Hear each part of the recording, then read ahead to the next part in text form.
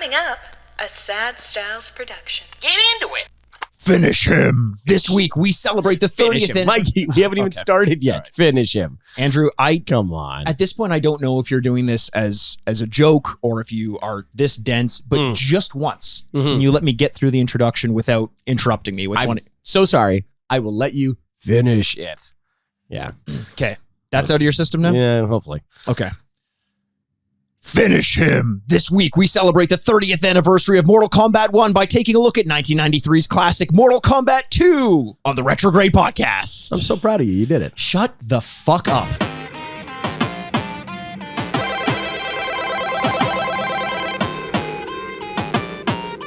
And welcome to the Retrograde podcast, where we remind you what you used to love and whether or not you still should. I'm Andrew Bascom, and with me as always is the bad boy of podcasting, Mr. Bebop himself, my Kano, Aaron Word. Oh, yes. You're a Kano guy, right? I like Kano. Yeah. I like Kano. And you know what's weird? In Mortal Kombat 2, which is the game that we're going to be doing this week, in Mortal Kombat 2, there are two notable omissions, Kano and Sonya, as playable characters. Really? Really. And that's because they were the two least chosen fighters in the original Mortal Kombat game. Okay. I can understand the first one, misogyny, probably. Yes. Second one, Australians. Yeah. Ooh, don't like Australians. I mean, who does apart from Australians? And I don't even think they do that much. No, they're a self-hating bunch. They are a self-hating bunch, unlike our listeners, who are a loving bunch to us and never have anything bad to say to us. And to our listeners, they'll know this. But if you're new, and maybe to you as well, Andrew, because I know I have to explain this to you all the time. Absolutely. If you're new to this podcast, first of all, thanks for listening. Secondly, typically what we do in the podcast is take a look back at the games that we used to play when we were kids. Right. Usually it's something we had an affinity towards one way or another. We rate and review the game as we remember it back when we played it as little baby boys. Then we actually play the game, come back, and rate and review the game once again out of 4 bits based on how the game holds up in the modern day against the likes of modern games. Does this sound familiar to you, Andrew? Kind of. Okay, we're looking down at that tattoo you've written on your wrist again. Yeah. I don't like reliving this memento scenario with you. Right. Week in, week out. That's kind of frustrating to me, being a little bit honest. Yeah, no, that makes sense. And vulnerable. That makes sense. So we have this conversation every week, don't we? More than that, I would say. Well. You call me in a cold sweat. I do, eh? Yeah. Wow. And I know you're sweating. Oh, yeah. Because you say, Mikey, listen to this. And you hold the phone up to dripping sweat off of your elbow. Yeah, elbow. That's a popular area to sweat. I'm assuming it is. Yeah. The inside of your elbow. The inside of your elbow is always a popular I don't area. sweat. I've never sweat. Oh, okay. So I don't know where sweat would come that's from. why we're a good partnership. We are. You do enough sweating for the both of us, baby. Exactly. Typically when it's me saying, no, I'm not racist, but and that's when you start sweating. Yes, I sweat dramatically. I just slide right under the chair. Slide right under the chair. Mikey, how you doing, buddy? You know what I'm doing? I'm doing well. Yeah. Our listeners may have realized this, may not have, but we did a lot of recording in advance so that I could get a little vacation under my belt. I took a trip Jimmy off Buffett. to Spain. Oh, definitely. You know, Jimmy Buffett doesn't drink anymore. Why is that? Well, probably his liver couldn't handle it, Andrew. All of his songs were about pina coladas and Margaritaville. Yeah, you know what? Now that I think about it, yeah, you're right. There are also like songs like I think it was Jamaican Me Crazy or something like that. Yeah. Some like horrible song like that, where it's like they stole a plane or something like that, or he was getting shot at in a plane. And I think about these stories and I'm like, what kind of life has this guy lived? Oh, and that's a then good question. He's also in Jurassic World. Come on.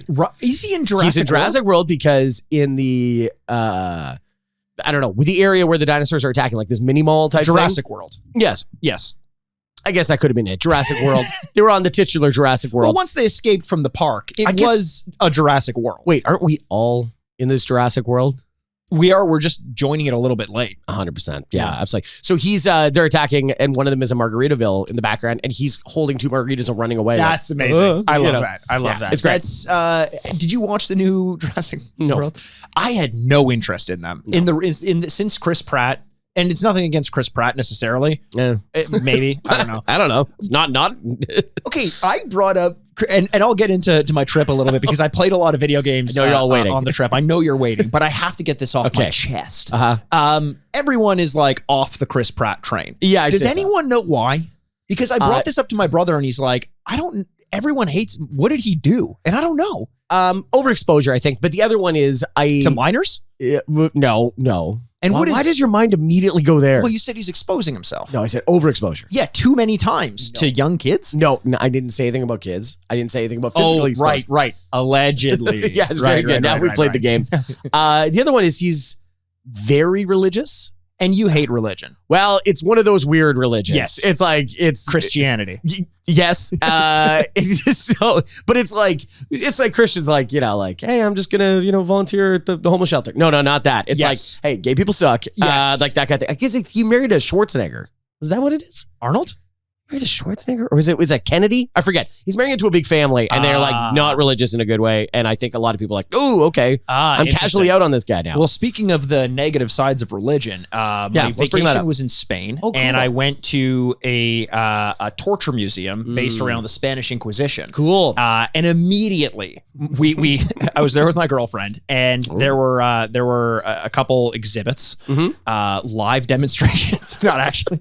And we got to one where it was just a big rusty saw, and we're like, well, that's not really a torture device. And then they explained what they did. They'd hang people by their feet and saw them from bowel to yeah. And she's immediately she's like, who the fuck did I go on this vacation with? Why is he so hard right now? I love the idea that it's exhibits. Like, if you come back in 2 months, we have a new exhibit coming in from it's like a torture dice from South America that we thought would be really exciting. And like, this is a weird place to work. It is a weird place to work. It's a weird place to walk through. You get this fascination, but then you also like realize how fucked up everything is. Yes. You're like, should I be enjoying this? I don't know. Well, the extremes of humanity, where you're like, oh, we were able to do this at one time, and just be like, okay with it. And not even that long ago, when you think about it. No. Like the Inquisition was the 2010s, I think. Okay, yeah, it's early. I'm surprised I didn't hear more about it. No. Yeah, like, wow. Well, what news media do you listen to? The fake ones. The fake ones. Just fake ones. Right. News. New York Times. 100%. Yeah. Independent.co.uk. Yes, exactly. Right. The Guardian.co.uk is my biggest one. Yeah. So on my trip to Spain, just before I left, I put out a Twitter poll at Retrograde Mikey or at Retrograde Andy. Yes, we also have at Retrograde Pod. And I asked, look, I've got my Steam Deck. I have a bunch of games downloaded that I've never touched, and I've wanted to, unlike, you know, the overexposure thing we just talked about. I put out a poll, and the 3 games that I was deciding between were Transistor, which is a game by Supergiant Games. They made Bastion, which was one of the independent games that I absolutely fucking adored way back when. Okay.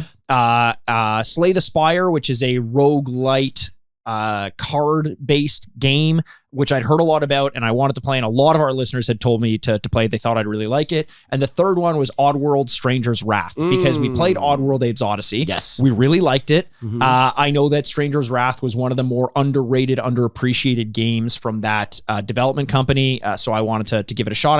I played it a bit, but never enough to really sink my teeth into it. And it was on sale on the Steam store, the Oddworld like bundle for like $6, and I got the remakes to Abe's Odyssey. It was like 4 games, so I'm like, I gotta do it.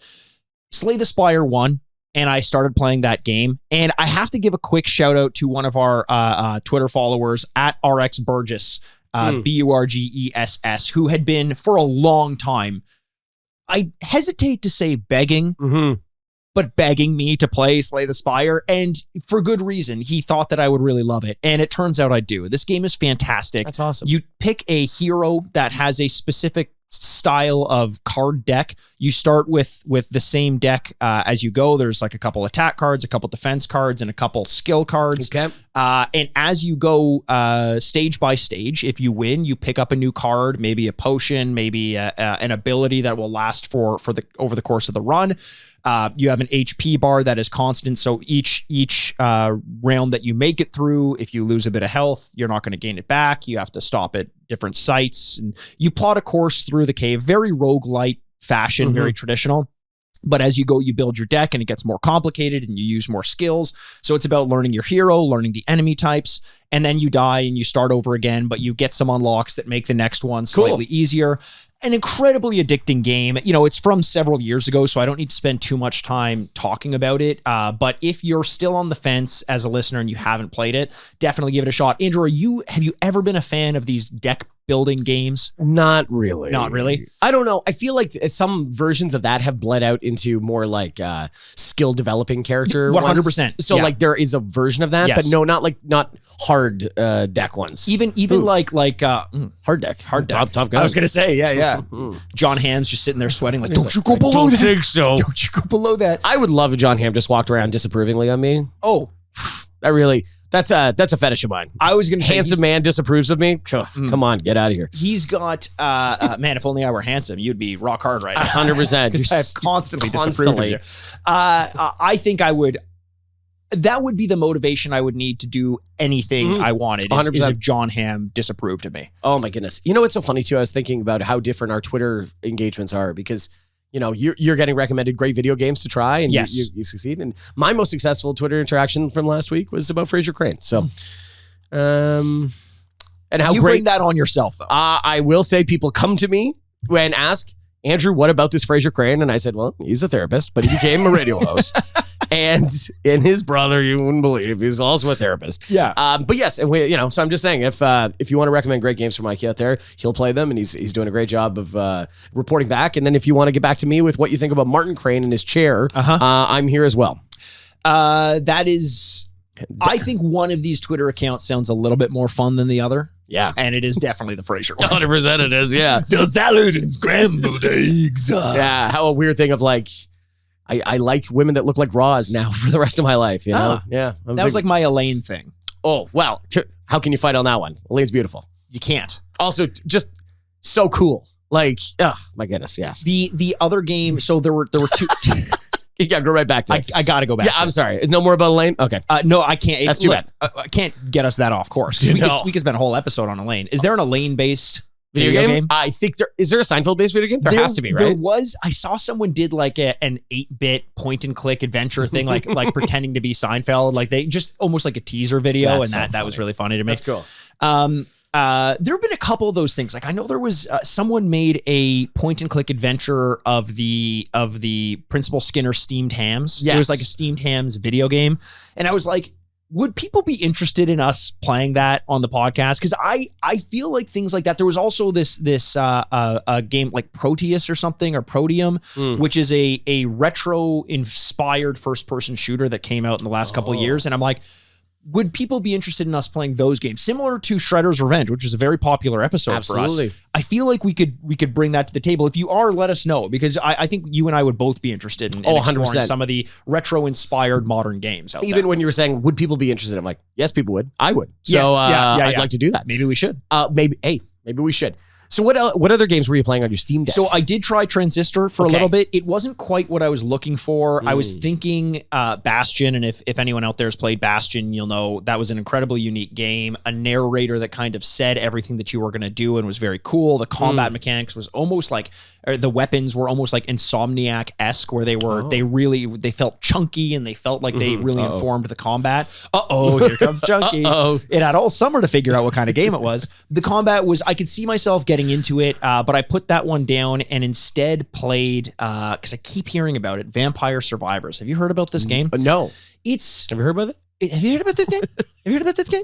We should honestly have a segment. Have you heard about this? Have you heard about this? Yeah. Have you heard about this? Well, I was just in Barcelona, so Barcelona. So this sounds good. I can't do it. I can't do it. Every time they're like, it's actually Barcelona. I'm like, yeah, that's great. That's somebody else's It is problem. to you. It's not. Yes. Yeah, that's just, I don't care. It's like supposedly Ibiza is one of the coolest places in the world. Ibiza. No, thanks. Not to me. I won't go there because of it. No, I don't care if this makes me an ignorant Western traveler. I'm not doing that. I am that regardless of whether I pronounce the C th. So look at me. Look how I'm dressed. There's no way around this, guys. This Hawaiian shirt and cargo pants outfit has been fused to my skin. This margarita will not leave my hand when this 3 yard or the yard's drink. Did your partner keep turning to you and going like, where did you get that margarita? I didn't see the margarita. Like some guy's making just a living walking around like margaritas. And you're like, what? That would do really well, I think. A guy traveling around giving out margaritas? Yes. 100%. Yeah, regardless, it doesn't have to be in Barcelona. It can be anywhere. That's why those hot dog stands, they got wheels on them. You got to move that thing around. Keep on going. If there was a guy going by like hot dogs, I'm like, yep, like absolutely. A fucking paper boy. Yes. Hot dogs to places. Just throw it right in my mouth.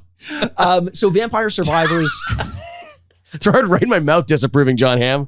Well, a vampire would be like throw that neck right into my mouth so I can 100% drink that blood. Yes. I won't spend too much time on this one as well. If you listen to any video game podcasts, I feel like people have talked about it. It's one of those weird culty games that it's wildly addictive. Also a roguelike game where you pick a character.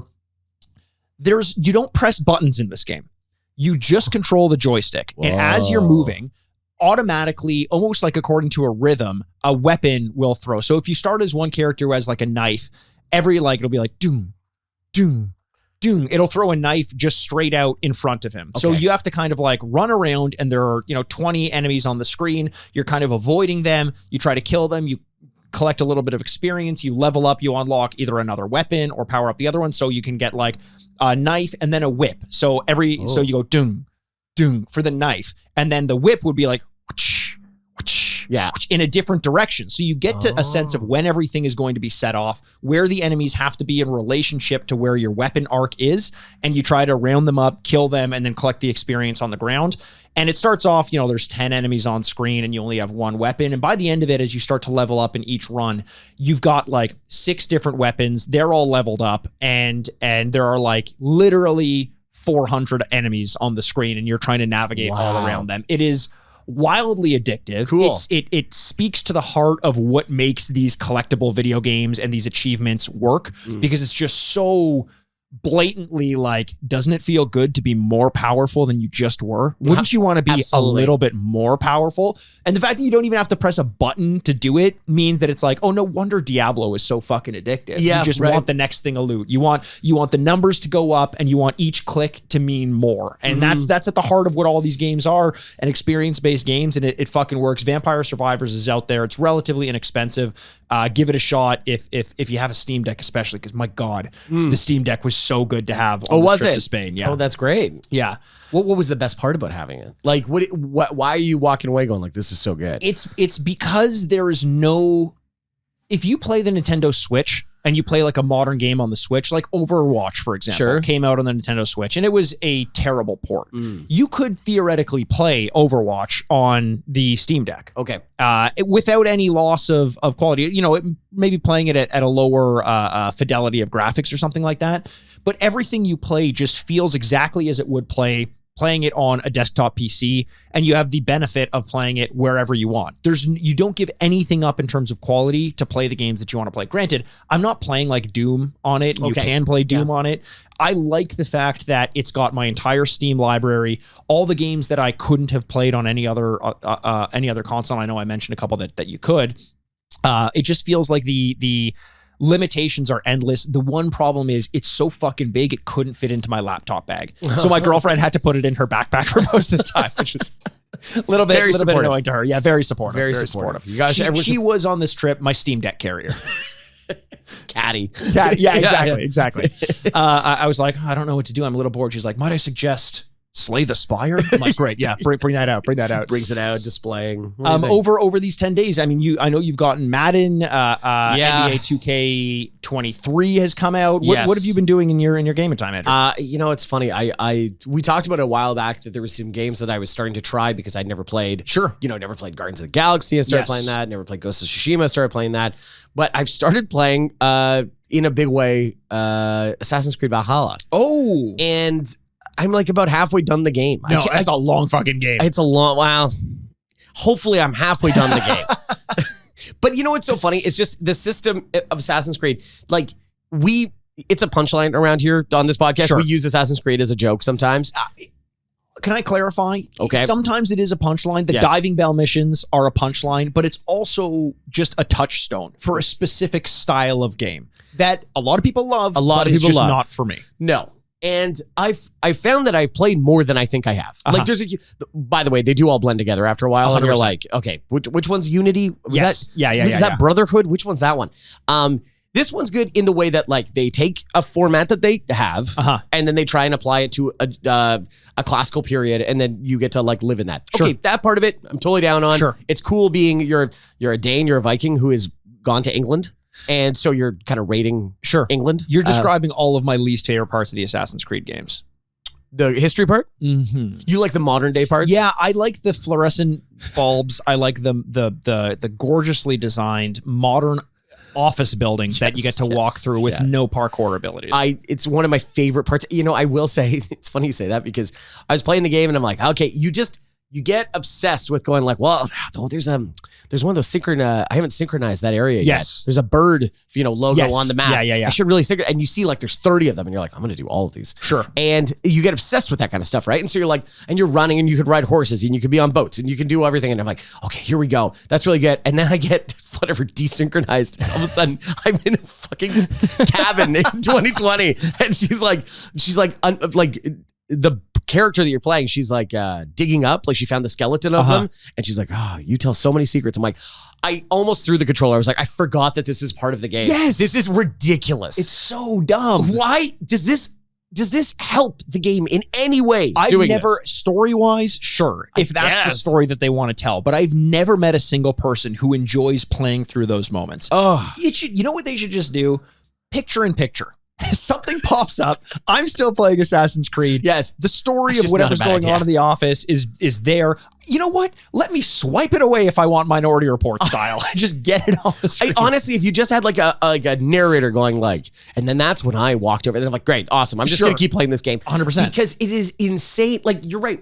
I don't even know. I think it's just like a story convention that is completely like a cop-out. Yes. I don't think it contributes anything to these games. Well, I mean, I say that I don't know anyone who likes playing those desynchronized moments. I do know people who really like the story of Assassin's Creed, and you can't have one without the other. Sure. So like to say that it doesn't add anything, maybe I disagree with that, but I would rather them just center the story around being in that time. Like, I guess the argument would be, it's a through line for all these games. Right. No, the through line is that you're part of some kind of weird covenant that like has been a secret society for years. Yes. That's good enough for me. I just don't get like this thing like, and then she's like, that the synchronization table is like it's really tough on the body. It's make you sick. I'm like, who cares? Who cares? Why? It's not a real thing. Why do I supposed to feel guilty about a person I could care less about? Oh my God. Just let me be a Viking and chop some heads off. I've been stabbed in the throat 6 times. I don't care about the eventual mind poisoning of the abacus or whatever the fuck they call those things. Oh yeah, you're right. It is something like that. This is how much I'm playing the game and I have no idea. Yeah. Because I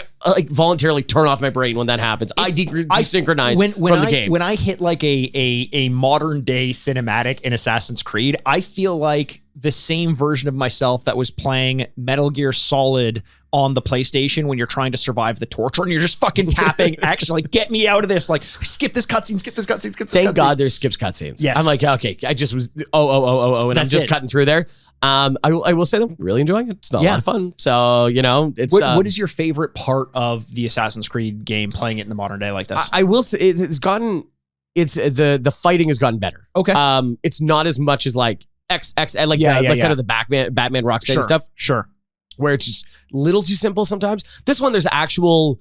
I feel like it is the most diet junior version of the games that you really like. Sure. Like the Dark Souls. Yeah, that kind of... I think they're trying to do more of that. Okay, that's cool. Of like wearing certain armor that helps protect certain things and certain weapons that you can pick up and do certain things. And then being really strategic about how you fight certain characters. I find that very interesting. I don't think it's totally successful. I think the number of times, like, they keep trying, this is my last thing I'll say about it because I don't want to get into this whole argument with Red Dead Redemption 2, but is that it makes you appreciate big games that are just consistently good, because every area you go into, it's just good and there's something there. Oh, that's really interesting. Right. The number of times in this fucking game, in this huge map, I get stuck and I'm like, okay, this is just, sometimes you're just like, this game, while trying to be huge, was so focused on quantity over quality. Sure. And you just it makes you appreciate other games that are really big and go, oh, this is just good. Yeah. So no one makes an open world like Rockstar does. I would never disparage that. They make a fucking lived in world. It's very, very impressive. I've played Ghost of Tsushima. I haven't played an Assassin's Creed game since Black Flag.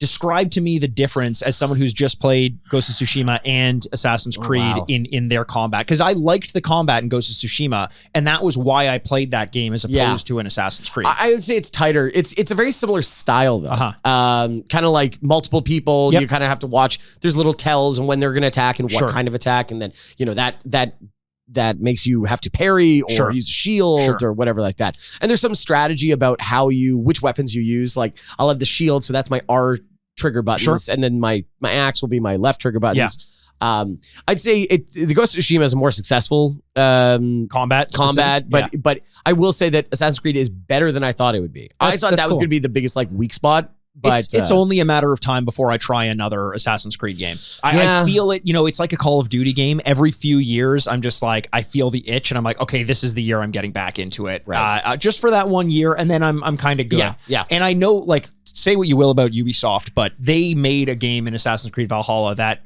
gave you 300 hours of content if you wanted it. Like, I know people who have put in diabolical numbers of hours into it. And even as someone who hasn't played an Assassin's Creed game since Black Flag, here's how much Assassin's Creed as a franchise has wormed itself into my consciousness.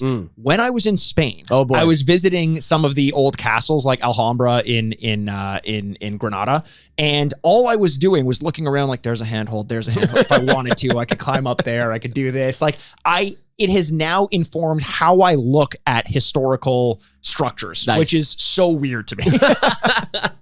All those, and I jumped in a bunch of hay bales too. Yeah. You had the little swords on your wrists. I did. I cut off my fingers so that they could come out properly. It was really neat. That's really disgusting. Yeah, but they grew back. Okay, good. I'm glad I didn't know they would. You're part lizard. Yeah. I found out. I found out. Lizard. Yeah. Describes the forked tongue. No sweating. No sweating. Yeah. 100%. A little pouch out of which shit and piss comes. Is that true? I think so. I had an iguana once. It just had one little like patch. And then it was like a bird, like how birds piss and shit out of one place. I also didn't know that either. You didn't know that? I'm learning so much today. What else can I teach you about piss and shit? Yeah. What other, did you go to a piss and shit museum that I didn't know about? Or that was part of the torture museum. 100%. Yeah. They're like, look at all the piss and shit we collected from these people.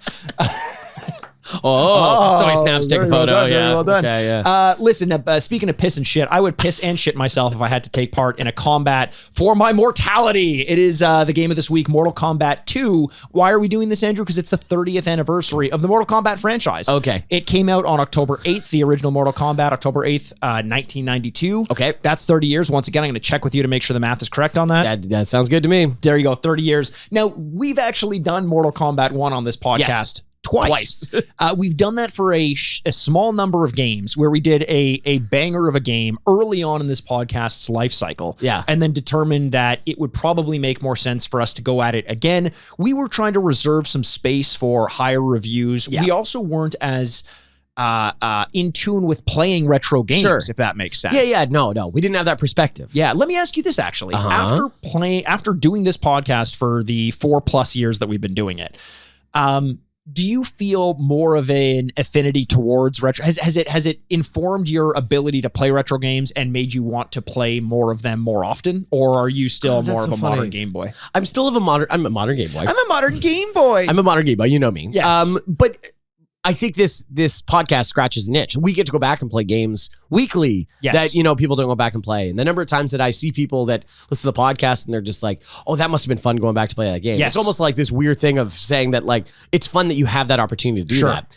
Even though everyone does. They just choose not to. You could. Yeah. It's so easy, you know, but yeah, no, I don't think it does. But being able to play hundreds of games has given us a better perspective on literally hundreds of games. Yeah, what is good and what is not good. Yeah, you know what I mean? I agree, and it's also allowed us to play retro games better, knowing what to expect. That's a good point. Knowing primarily what to expect in terms of the speed and pacing of a game. Because one of the primary issues we had with the original Mortal Kombat back when we first played it was how slow it was. My God, yeah. Now, one of the major changes between Mortal Kombat 1 and Mortal Kombat 2, which came out June 25th, 1993, so less than a year after the original Mortal Kombat game, is that they basically doubled the speed of the game. Wow. So it's a much faster game. That's more of what I remember about the Mortal Kombat franchise was the speed, whereas the first one was a lot slower. The second one is what, when we talk about franchise bleed, like you with Assassin's Creed and a lot of these other games, remembering only specific parts that may not have been in the earlier entries into the franchise.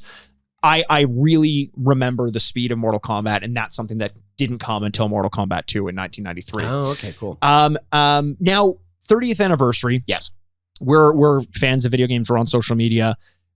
Haven't heard very much about the 30th anniversary of Mortal Kombat, right? Interesting. No one's talking about it. Now, if you're thinking, well, I haven't heard much about it, you're not alone. There was one kind of hint at a 30th anniversary, quote unquote, edition of a Mortal Kombat coming out. It was a leak that happened. Amazon accidentally put it live before they should have. This was back in August of 2022. there was a 30th anniversary edition of Mortal Kombat. Guess what's in it? A video game. Yes, you're correct. Which video game? I don't know. Dealer's choice. Perfect. Super Mario Galaxy. Yeah. Yeah. What the hell? Okay. Maybe down more characters. What? Like, oh, you get something? Well, see, here's the A funny beach thing. towel. I asked which game, and you're assuming it's going to be the original Mortal Kombat. It's Mortal Kombat 11, the game that people have already played. It's out now. I think it's on both Game Pass and PlayStation Plus. It's Mortal Kombat 11, the Ultimate Edition, and a copy of the Mortal Kombat movie from 2021. That's the 30-year anniversary. So it leaked on Amazon. The internet lost their minds because it was What the absolute hell? dog shit. And as of, it was supposed to come out, I think, September 23rd or something. Okay. So as of this recording, I have seen neither hide nor hair of the actual product being released out there. Maybe they pulled back and they're like, oh, people don't want this. Let's just pretend that the leak was incorrect and we're just not bringing this to the public, which was probably the smart move to make. I love that the anniversary edition was a guy looking around a warehouse and going like, the movie, we got a lot of those, and like Jesus Christ, Yeah. Oof, it's not good. bad. It's just you're right. It's like filling up a grab bag full of things that people didn't want because the movie came out on HBO Max in 2021, Yeah. and we watched it. We did that over on the Patreon, patreon.com/Retrograde podcast, and we enjoyed it. Yeah, it was fun. It's weird because I think back to it and I'm like, immediately I'm like, oh, bad movie. But then I remember I liked it. I had fun with it. Yeah, I think you liked it more than me. I think I did. But now that I'm thinking about it, but yeah, it was also like height of pandemic time. Yes. and it was a new movie. I think it could have been the biggest piece of garbage. It would have been like, yes, That's a good point. Thank you. It was very much. fun at this point because we were finally getting some home releases of new movies because people were holding off, thinking the pandemic was only going to last a couple weeks. Turns out, not true. Not true. It didn't last at all because it was fake. That's not true. So Mortal Kombat 2, as I mentioned, 1993 in the arcade, specifically September 9th, 1994, for the Genesis, SNES, and the Game Gear. The SNES version allowed for blood this time. Oh, If you remember, yes. the original Mortal Kombat on the SNES didn't have blood. Green. I think it was green, and even that was on unlock you had to do through the menu. But because that they determined actually affected sales, they allowed for blood in this time. And John Tobias, the game was developed by in tandem. The two people largely credited are John Tobias and Ed Boon. John Tobias said that the SNES version was his favorite non-arcade version, which you would think it would be the Genesis, just based on graphical fidelity and all that. But I think we'll do the SNES version just based on the fact that he said that was his favorite one. Wonder why he said that. Controller? He thought it was just the truest, because it's a port, right? And not all ports are one-to-one. And the graphics it wasn't the same graphical styling as the arcade version with like the filmed cameras and all that, like we know Mortal Kombat to be. Right. So it's more pixelated, but he said the flow of it, the movement, all of that resembled the arcade flow and combat much closer than the Genesis version or the Game Boy version or the Game Gear version.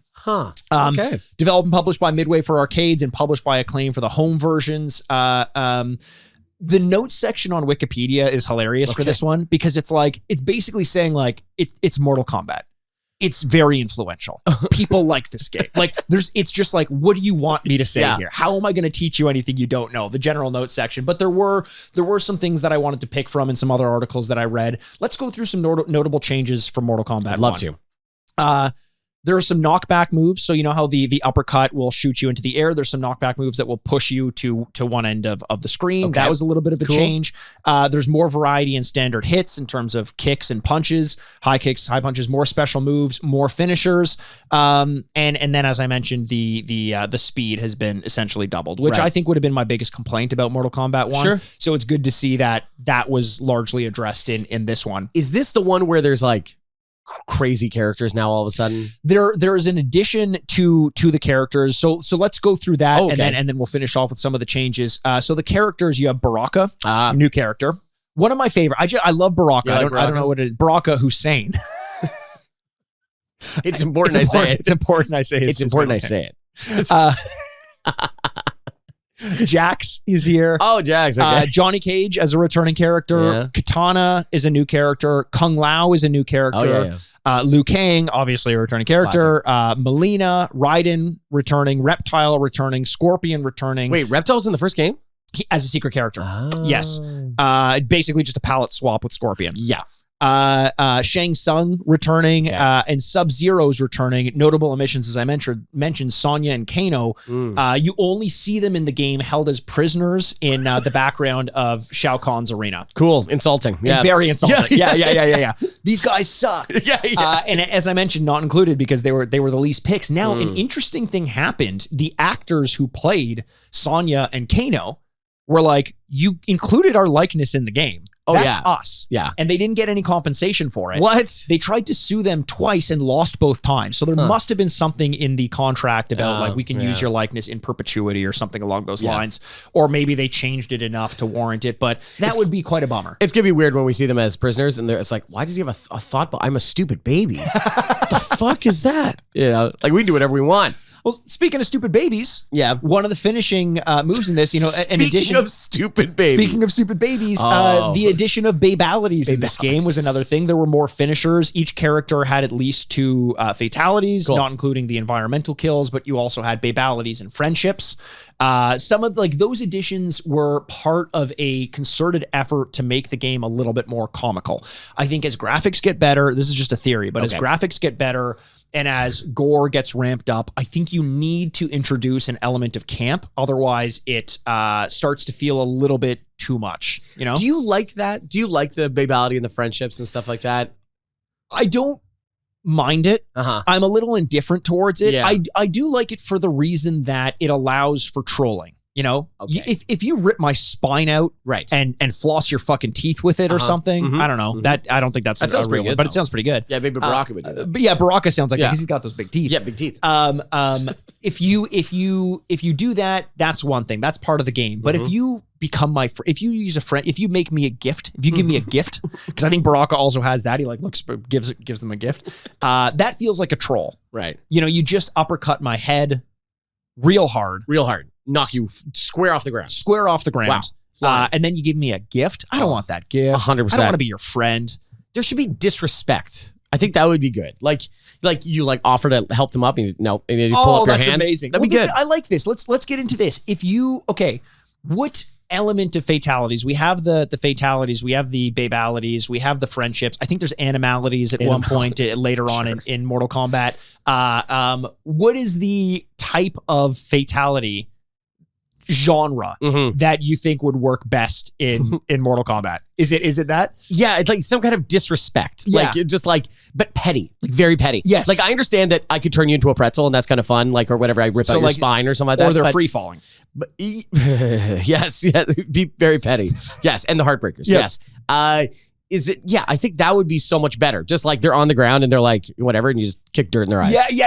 Like little things that just kind of like whatever. You know, I think that would be really good. Spit on them a little bit. Yeah, CC all reply email. You know what I mean? Like the annoying stuff. As per my last email. Yes, exactly. I think what I would want is a boredality. Where you just bore them in some way. Like you have Kung Lao explaining the making of his bladed hats in vigorous detail. Like that's person's just dies, like as they're doing it, they just like disintegrate and get mummified because they're so bored. People think I could buy these anywhere. I have to go to Atlanta. There's only this one guy that makes it. And then sorry, you good? No, okay. Then I go to my blade guy. It's not two separate guys. And then he's just like melting. It's like energy vampire shit. No, yeah, exactly. Like an energy vampire. Exactly like that. Oh God, what a fucking good show. I love What We Do in the Shadows so much.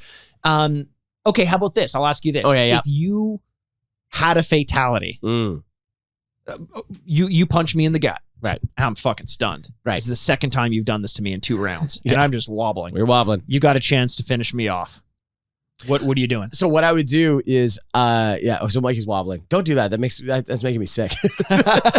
I was thinking about this earlier. I think so. I said tie into a pretzel. You were thinking about this earlier? I knew we were doing this game.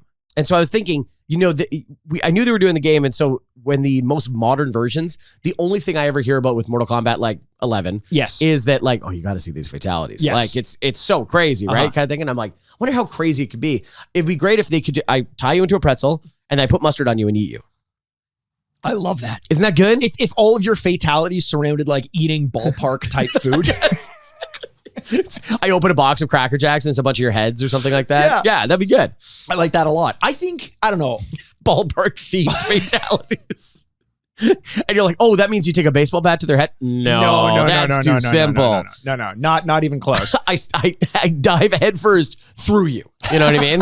Just a hole left in you. And then somebody comes by and looks into the hole like, safe. Yes, exactly.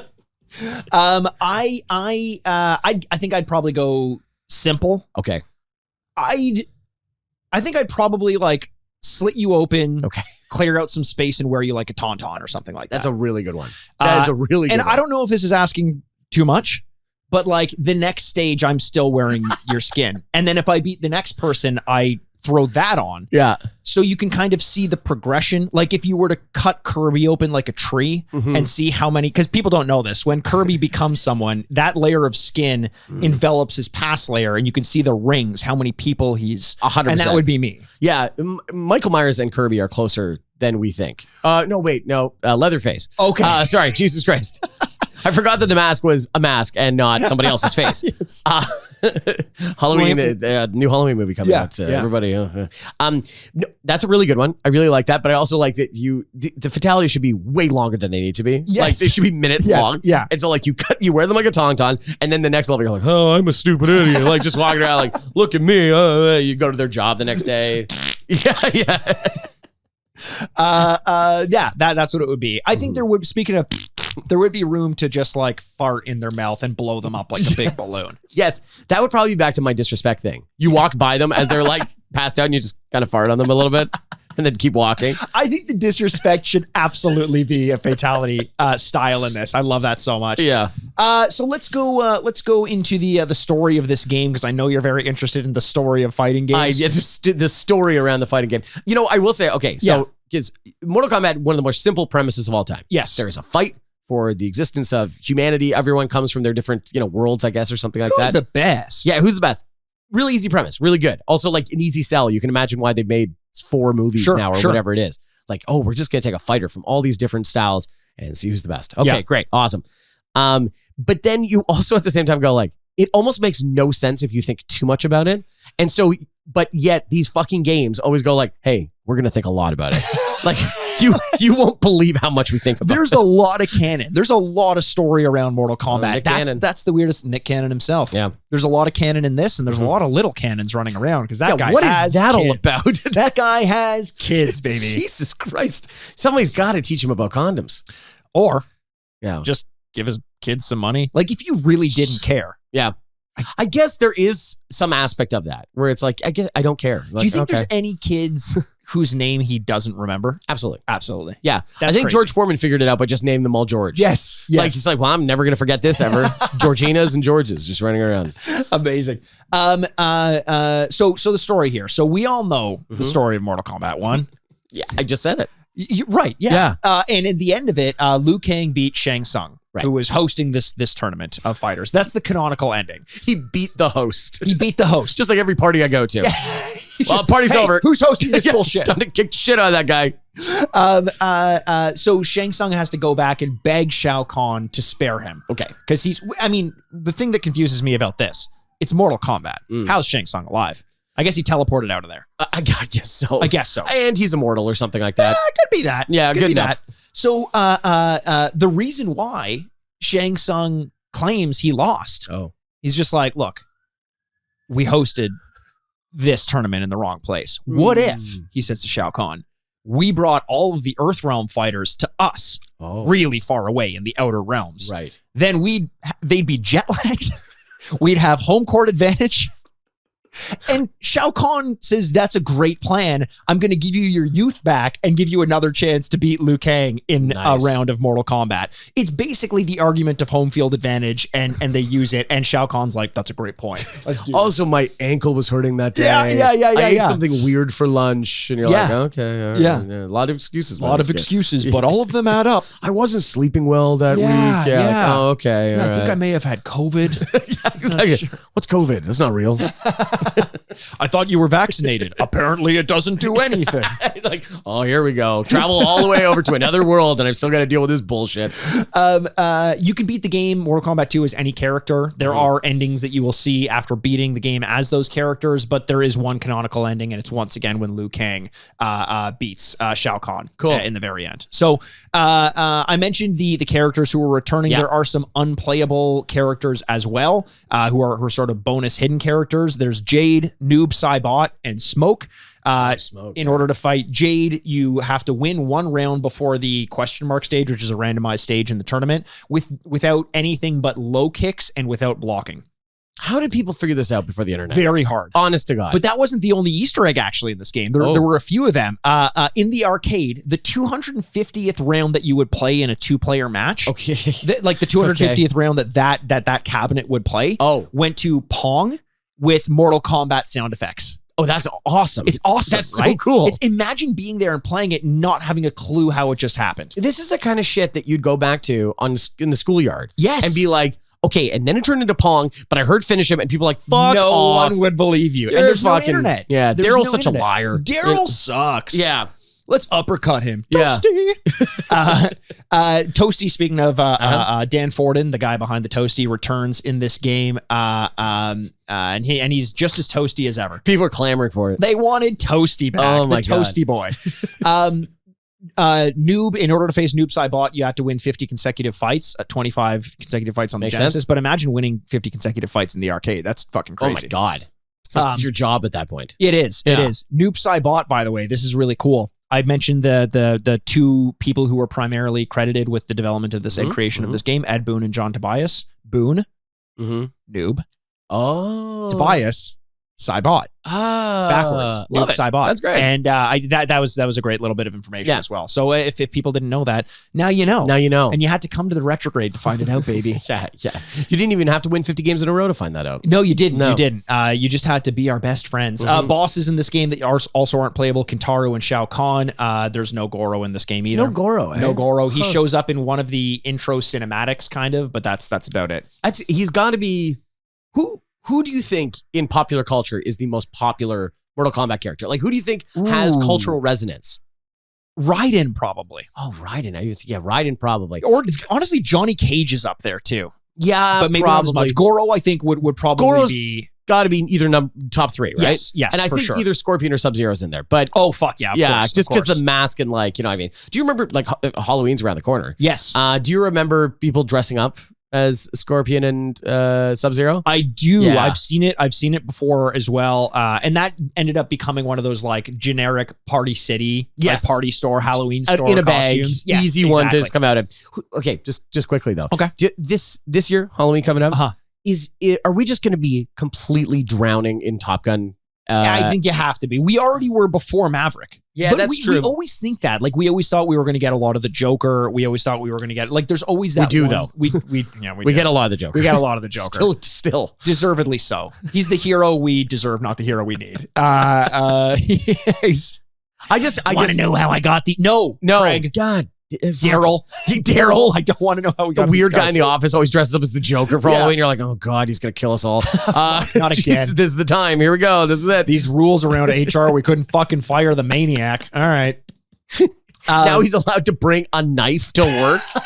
Why are we okay with that? He's like, it's for my hard-boiled eggs. And you're like, shut up. You're gonna kill us. We know you're going to kill us. It's not even going to be a surprise. It won't even be fun for you. We're expecting it. I'm here. Just do it now. Fine. Now. I don't even want to get this project. Don't do it after I finish this project. Yes. Don't make this be the last thing that I do. I'll do it Friday at 4:50. No, you're an asshole. Daryl. Fuck you, Daryl. God damn it. Development of this game, interesting. After Mortal Kombat 1 sold over 6 million copies in the home version, Midway wasn't even considering doing a sequel. They wanted to make a Star Wars game. because back then sequels weren't really thought of, especially in arcades. Like it wasn't an immediate acceptance that like you do a good game, then you make another one. And then they obviously, like, their development company or production company was like, yeah, no, you got to fucking do this. Yeah, we're making a lot of money.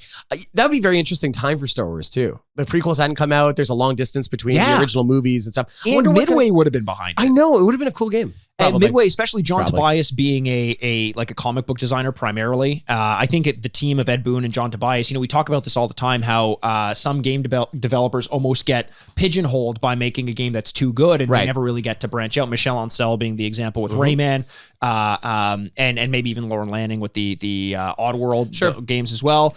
But yeah, so we didn't get that. Obviously, we got the sequel, and it was very, very well received. It was America's highest grossing arcade game in 1994. The arcade cabinet itself sold 27,000 units, which doesn't sound like a ton. No. But they considered a great selling arcade cabinet to be 5,000 units. Oh my God. So this was over 5 times as successful as a quote unquote great selling arcade cabinet. It doesn't sound like a lot though. It doesn't. Was there 27,000 arcades? Of course there was. It feels like there'd be 100,000 arcades in, the States, but I don't know. Maybe. I mean, 100,000, think about it per state, how many that would have to be. Well, I guess based on the population, but I don't, now I'm really galaxy braining this one, but. So that would put about 540 cabinets per state. That's a lot. Yeah, I guess so. That's a lot for like Iowa. Yeah. But not New York. Well, no, Iowa had 2,000. Oh, they did. Everyone knows Iowa, the arcade state. The arcade state. Come for our arcades. Stay, as far as the eyes can see. Stay for the potatoes. That's Idaho. Not the best ones. That's the quantity. Everyone gets Idaho potatoes because there's a lot of them. The best potatoes. Iowa. That's like everyone thinks Japan for sushi. Mm-hmm. And Japan orders a lot of their seafood from Nova Scotia. Really? Yeah, no, that's actually true. So Nova Scotia has fantastic sushi as well. So you want the best. What the hell is going on right now? Is that true? That is actually true. Wow. Okay. Japan the island of Japan orders its seafood. Some of it. Yeah. From especially halfway across the world. Most of their tuna. Comes, yeah. Okay, well that's okay. Now, okay. Yeah, very good. Yeah. All right. Moving on. Everyone learned something about sushi now. Smart. Opening week, this game sold $50 million worth, 2.5 million copies distributed over the first month of its release. That's higher grossing than any of the blockbusters that year, including Forrest Gump, True Lies, The Mask, and The Lion King. Wow. This was the moment in gaming, I think, where they realized that the possibilities of revenue coming in were higher than Hollywood could compete with. So a big change, I think a big sea change in terms of what development companies and what entertainment properties wanted to put their money behind. Metacritic gave this an 88%. Right. Oh, wow. Very good. EGM gave it an 8.25. CVG gave it a 96%. GamePro, 20 out of 20. It never ceases to amaze me. So if you're new to this podcast, there's a common occurrence where GamePro just gives things perfect scores. They're just constantly, they were just high on LSD the entire time. This is the greatest thing. Every week, some fucking reporter bursts down the door of the editor and goes, well, we got it.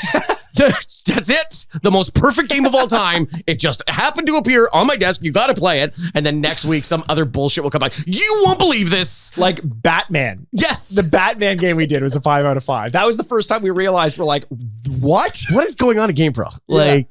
Oh man. I used to read GamePro a lot. I think I know, Andrew. What's that? Cha-ching. Yeah, cashola, baby. Ka-chinga.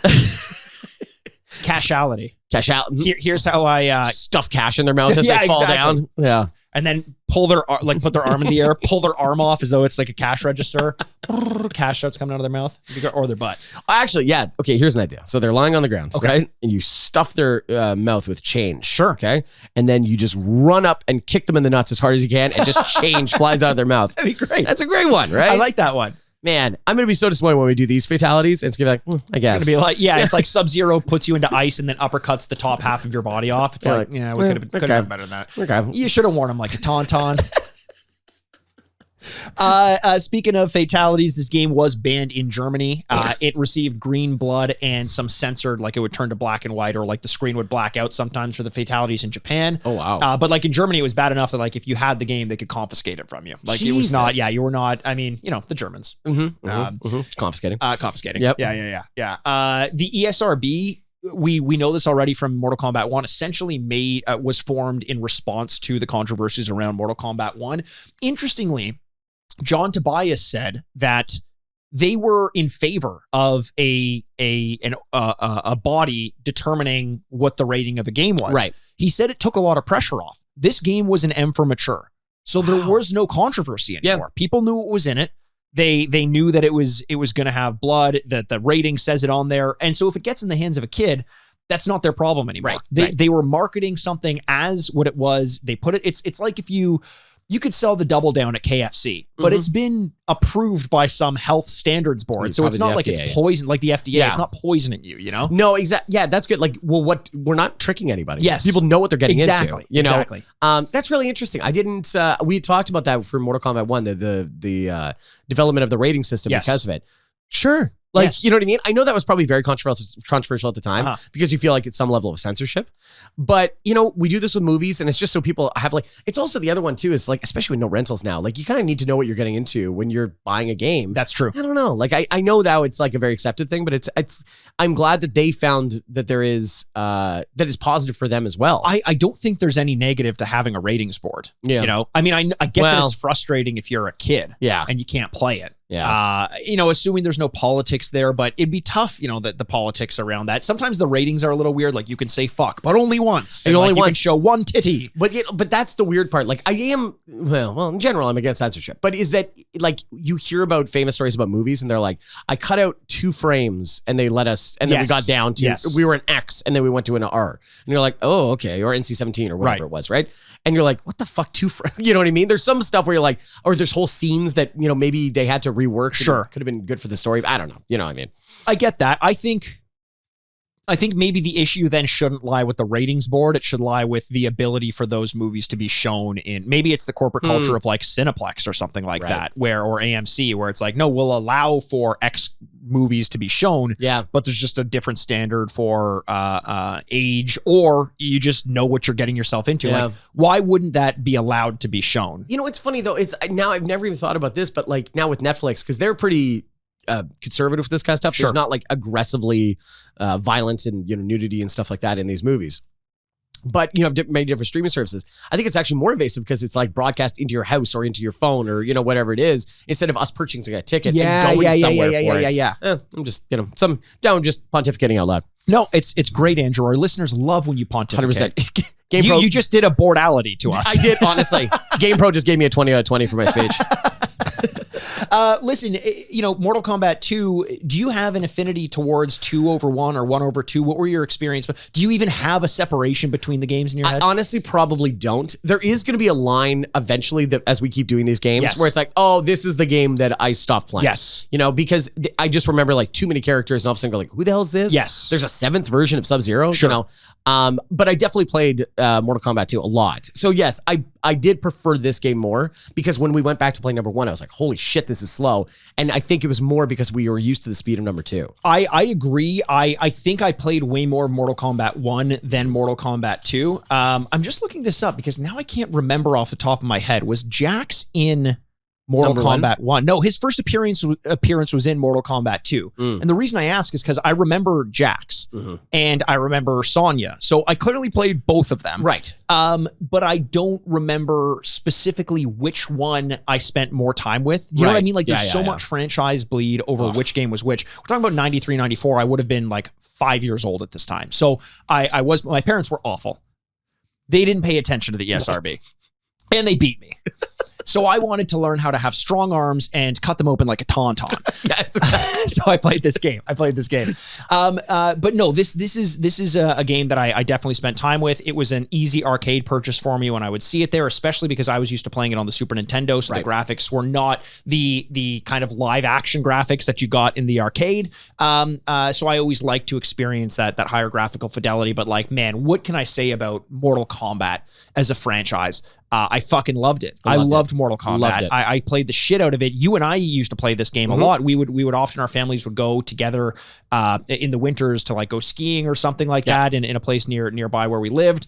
And we would bring up a console and we would just play Mortal Kombat against one another all the time. So with that said, Andrew, because we don't have, a ton of a differentiation between Mortal Kombat's 1 and 2, but we've definitely played both of them. Yeah. Do you want to get into our reviews of these games? Yeah, I think we should. Before we actually play them. This is tough though. It really is hard to go like, okay, so wait. And we're kind of scratching the surface 4 years into this podcast. But like, as we start doing 2, 3, 4, and then you're going like, okay, wait. Yes. What score do I give this versus number 1? I got to be honest. I don't know that I played Mortal Kombat 3. I think Mortal Kombat 2 is where I ended. Okay. I'd have to look it up to know for sure, but if I did, it was nowhere near the amount of time that I spent with Mortal Kombat's 1 and 2. No, I would completely agree with you. Okay. Man, what score do I give this out of 4? Well, I'm sorry. Can you explain the scoring system to me? Oh, yeah, I would love to, Andrew. Sorry. For those of you who are new or may have just forgotten, we each give these games a rating out of 4 bits based on our memory of the game from when we were playing it, just as we mentioned, little Game Boys. Little Game Boys. This is a subjective review just based purely on our perspective of it as kids, not critics. No. Then we actually play the game, and we're going to come back after the break and give it a rating, another 1 out of 4 bits for the two of us, which is how the game holds up in the modern day against the likes of modern games like Assassin's Creed Valhalla or Mortal Kombat 11 for that matter. How did these games hold up? So Andrew, why don't you start off with your rating out of 4 bits? Yeah, okay. Wow.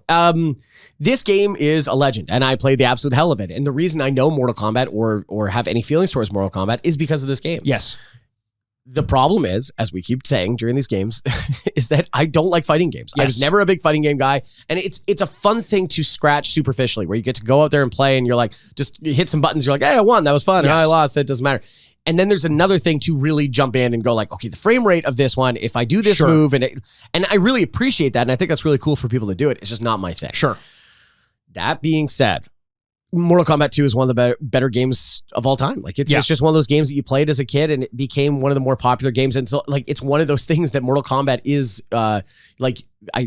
This is not a gender thing, but it's like your mom was. But your now I'm sweating. But you start sweating? I just realized Congratulations. This is how you feel usually. Yeah, it's terrible. Yeah. Is that like your mom will say like, get off that Mortal Kombat or something like that? Yeah. It's a video game that became a placeholder for video games. You know what I mean? Yeah. And Mortal Kombat 2 is because of that. But because I'm not a fighting boy, I'm going to give it 3.5 instead of 4. 3.5 out of 4. I also am not a fighting game. Boy. Okay, you're not a fighting game? Not a fighting game. I'm not a fighting game boy either. I'm a man. I'm a man. I'm a fighting man. However, this was the exception to the rule. Mortal Kombat always was. And hear me out. Okay. It almost wasn't about the fighting. Okay. It was about the friends we made along the way. the friendships we made along the way. Yeah. It was about the exploration of the different movesets. Mm-hmm. It was about all the gore. It was about the weird Easter eggs. It was sitting down to play this game with someone and win or lose, being excited to see what happened next. Absolutely. This is before gore in games was like a big thing. Even after Mortal Kombat 1, this was double the amount of gore. It was double the amount of fatalities. It was double the amount of playable characters. Mm-hmm. I would play the game single player sometimes, but to me, that's not what it was about. It was about sitting with someone and together figuring out all the little things that this game had to offer, trying to unlock all the fatalities. We'd have matches. It would be like, okay, here's Jax versus Shao Kahn. Okay, now we figured out all Jax fatalities against Shao Kahn. Let's see what they look like against Reptile. Let's see what they look like against Scorpion. Those sorts of things gave this game so many legs that it almost felt like you were figuring out secrets that no one else knew about. And you mentioned the playground thing of like, oh, did you know that if you do this, then Scorpion rips off his mask and lights them on fire? This is an absolute 4 out of 4 for me. I played this game a ton, even though I'm not a fighting boy. Yeah. This game transcended that for me. Mm-hmm. It's an easy 4 out of 4 for me. What can you say about it? It's, as you mentioned, become synonymous with video games. It really is. Your parents would say, turn off your Nintendo or turn off your Mortal Kombat or something like 100%. that. Like that would be it. it. Yeah. So there you go. So that's a 7.5 out of 8. Ooh, hard to get much better than that. It is. I'm so excited to go and play this game though. I am as well. Because there's real chance of us enjoying this. Fighting games are weird that we've gone back and played them, and they do age really well as compared to other games that are kind of open world and they haven't camera changed all that much. No, they haven't. And so much so that modern fighting games are trying to get back to like this flat 2D appearance. Yeah. So I'm really excited to play this game. I am too. Now, if you're going to join us for the gameplay, that would be fantastic. You can do so by joining us on our Patreon. All the information on how you can do that is going to be in between the break. Some person with a very gorgeous voice. A gorgeous voice will be explaining that to you in the break. So if you're going to join us, great. We'll see you there. If not, we'll see you on the other side in 2 shakes of a spine that has been ripped out. Which still has nerve endings in life. And it's just like a fish out of water. Yeah. Oh, boy. We'll see you on the other side. Just a reminder that you can now find our gameplay segments where we play through a portion of today's game and provide video commentary while doing it over on our Patreon, patreon.com/the Retrograde Podcast. Join the Mushroom Club for $5 US per month for access to all the gameplay, plus 2 to 4 bonus episodes per month where we do things like character drafts, top 10 lists, and even take some suggestions from our community. So show some support to the podcast by joining the Mushroom Club at patreon.com/the Retrograde Podcast for access to bonus content and all of our gameplay segments. We'll see you guys on the other side. And welcome back to the Retrograde. Finish him. Finish the episode, Andrew. Okay, yes. Well, it's been great. Thank you so much for listening. We love every single one of you. So we just played Mortal Kombat 2. Yeah, you might say I swept you. Honestly, yes, you can. Even though I only won 1 to Mikey's 6, 5, I have no idea, but it was incredibly frustrating to play. Yes. Mikey swept the leg a lot. I did. We found a chain where there is probably a way out of it. I just could not figure it out. Yeah. But once Mikey started blocking, I did. I was trying both. I'm trying jumping. I'm trying low block. I'm trying jumping. I don't think you're trying hard enough. Well, I could have done it. Why didn't you do it?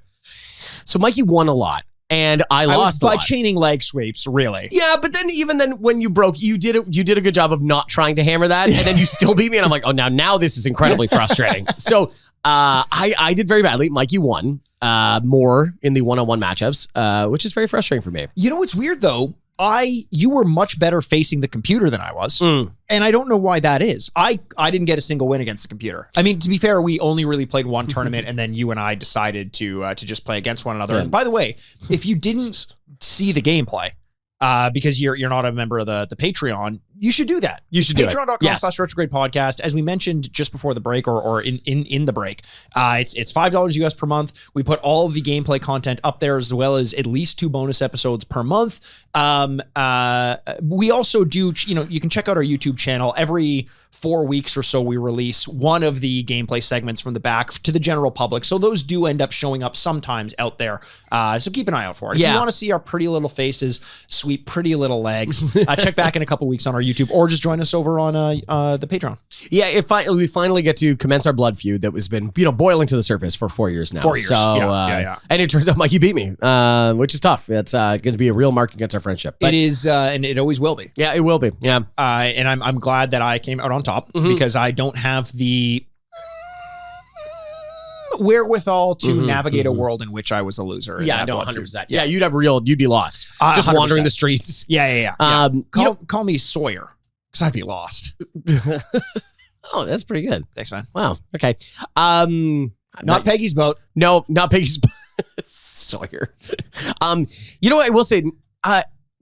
Is that the right number of characters in the game? I don't know. More is always better. I was going to say yes, because when I was losing, and boy, was I losing, guys. I looked at, I kept going like, I eventually went, oh, who the fuck cares who I choose? And just like, but I'd already chosen almost everybody. Right. I'd played pretty much everybody, and we played for 45 minutes. Yeah. So like, more characters better. More characters, of course, better. But, to be fair, we didn't sit down and like really try to do the fatalities of all the players. We've done that for Mortal Kombat 1. We looked up the fatalities and we're like, okay, let's do all of them. Let's get that. Like, okay, here's scorpions. Let's get them and see what it looks like.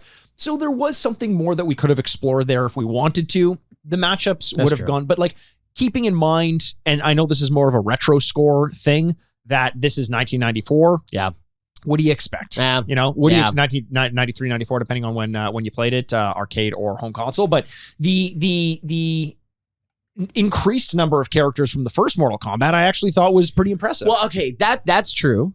Oh yeah. Also, Kano and Sonya Blade are very clearly in this game. Very clearly. It's in not this like game. they're in the distance. Like they are in the forefront. Yes, in Shao Kahn's arena. Yeah, Yes. it's unbelievable. So I just wanted to say that. The other one is like, it's hard not to think about this as when we think about modern fighting games too. And I would sit here and kind of think about, I'm thinking about my notes of like, well, what am I going to review this game like? I'm not going to be like Game Pro, but and you go, is it a shallow game because there's only two types of things? There's tournaments and there's one-on-one, I think right? it's Shao Kahn game. Oh, very good. Star is born. And now my girlfriend. Sorry. Is that there's only two types of games. There's the tournament and there's one-on-one fighting, right? But what else could there be, right? I sit there and I go, is this shallow because there's not more options? But also you go like, well, what is it, like a 3-person fight? Like, oh wait, that's a pretty good idea. Yeah, that's a pretty good idea. That's pretty fun. I mean, now you're getting to Smash Bros territory, right? That's true. I hesitate to call it shallow because this is just what these games were and kind of are. I mean, now in Mortal Kombat 11, you have unlockables, you have different fighting styles, you have more characters being released constantly, you have several more charters, probably triple the number of characters in this game. John Rambo's in there. Yeah. The Terminator himself is in there. There's more. Michael Myers, I think, is in there. Michael Myers like or Jason. Oh, Jason. Yeah, maybe that's it. There's a ton of characters, and I like that about it. How they keep adding more. That's a lot of fun. But there wouldn't have been much more, nor were they expected to have more in a game like this, right? Because the replayability was in the combat. Can you look at a hockey game from the era like NHL 94 and be like, is this shallow because there's only X number of teams and there's only so much that you can do? I love the idea. You can only play hockey? You can only play hockey in this game? What a weird game. What if I had to drive myself to the arena? That's true. What if you had to determine the price of concessions in the arena, which is eventually what they ended up doing to add to the game. But the core of it is what really matters, which is the gameplay. And the core of this game is what really matters, and that's the gameplay. I guess so. And so I don't know that there would have been too much more that you can do with it. And I also didn't feel bored by the end of it because we played a very Star is Born shallow version of this game where we didn't learn the characters' move sets. But to do that, I think about this a lot in terms of replayability. You try to beat the game as often as you can with as many different characters as you can. In order to do that, you have to learn the move sets. Now, as a kid, that's like similar to what I think about with Overwatch. If I get bored playing support, I can just play tank. And if I get bored with tank, I can play a different tank than the tank that I usually play. Right. And it's like you're playing a new game in a way. The controls change, your move set changes. So I think replayability was actually relatively high in this game, in spite of our initial impulse that we want to call it shallow. Okay. Does that make sense? Yeah, it does. Yeah, no, it does. I think you're selling it right. Like I'm just trying to I'm having a thought experiment over here. But at the heart of it, it's a fighting game. Yes. If the fighting's not good, then there's no game. Yes. And did you think the fighting was good? You know what? When it first started, I was like, this is still slower than I wanted it to be. And I was like, this is chunky and clunky. Not chunky. It's clunky. And I didn't love it. But similar to when we played Mortal Kombat 1, when you start to realize that the pacing isn't about go, go, go, go, go, it's recognizing the attack coming towards you and knowing the counter attack to use against it. Yes. Whether it's maintaining your distance, which can be punished with like a throw move, like Johnny Cage's energy ball. Most actors can throw energy balls. Yes. I wouldn't be surprised if Tom Cruise could throw an energy ball. I was going to say, is Johnny Cage a Scientologist? Are those photons that he's throwing? Is Shao Kahn really the author that created the religion? Yes. We know his name. Everyone knows his, we don't want to say L. Ron Hubbard. L. Ron Hubbard, of course. And everyone's sitting there like, these kids don't know his name. Yeah, no, of course we do. It's L. Ron Hubbard. We absolutely did not edit this back so that we put the name into, so you wouldn't hear us gapping on it. Okay, we got it? We got it? Okay, good. L. Ron Hubbard? Really? L. Ron Hubbard. Okay. Interesting. I don't think so. Wow, so we listened back to... It's weird wait a second. Wait a second. So in this world, we have blanked on his name, gone back and replaced that name, and now we're talking about it like some kind of commentary track. We didn't record the rest of this episode until editing the initial part, recording the portion where we looked up L. Ron Hubbard's name. People don't know when you edit into a microphone. You do edit into a microphone. That's how this works. Yeah. So I think he's a Scientologist. I think he's throwing photons. I think he is. I think they are going clear. And yeah, they're at the highest level. And that's why Johnny Cage can do so many amazing things. And why he can reach the outer world or the outer, 100%. whatever it's called. Do you know you can't do splits Outer unless you have the highest level of Scientology? That's true. Yeah, people don't know that. A lot of money to be able to do the splits. Yes, and if you see someone doing splits, you're like, oh, Scientologist. That's a Scientologist. Yeah, 100%. Very good one too. Johnny Cage's moveset is always fun. I've It's the always best. loved Johnny Cage as the splits, the punches, the energy balls, whatever. But like, yeah, Johnny Cage, though, as a kid, I hated. Yes, but I think that's the point. He's kind of like a wrestling heel. He's the like, heel. He's the Ric Flair. He's I'm handsome. I can do everything, and I'm going to kick the shit out of you. Yeah, exactly. And you're like, fuck. And he's probably a mathematician as well. He's, yeah. You know, and you feel bad because like Barack is over there like, I was bullied my whole life for my looks, and he still beat me. This sucks. What if Barack on like his home realm was actually a hunk? What if he was the Johnny Cage of his realm? Wow. What if all of them are the Johnny Cages of their realms brought together? We brought together the most handsome and successful actors. There were better fighters, Yes. but these are the actors.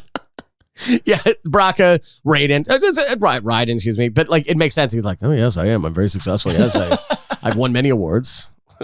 Hey, he's like the Michael Caine of his realm. Character actor. Even though Raiden is notoriously like the ruler of Earth realm or like the overseer of Earth. He's realm. Earth, yeah. Actually, just a few Earth. You know, Jax, another one. No metal arms. What's that? No all metal about? arms in this. Yeah. Right. That was strange to me. I know. I was kind of surprised by that. So he's just a guy. Just a guy. What the hell? Just a guy. Yeah, but he is also. We have a few from the Earth realm. Yes. And a couple Americans. Yes. And yet he is Mr. America. He's Mr. America. He's got the stars and stripes in the back, and he is like, doing the big flexing. He is literally Hulk Hogan, I think. He is Hulk Hogan. Mhm. Do you think that he is nervous to meet Johnny Cage? Because Johnny Cage is a famous actor. Yeah, that's a good point. Yeah. Yeah, whereas I think Jax is a military He's member. a military boy. Yeah, okay. I think Yeah. his whole thing is he's trying to go save Sonya or something like that. Right. Who is captive, and we Yep. saw that because she's very clearly Yes. right there. Yeah. Yeah, I think he would be nervous. Mr. Cage, I just, can you please sign this for me? Yeah. He's like, no, son, I'm going to kick the shit out of you.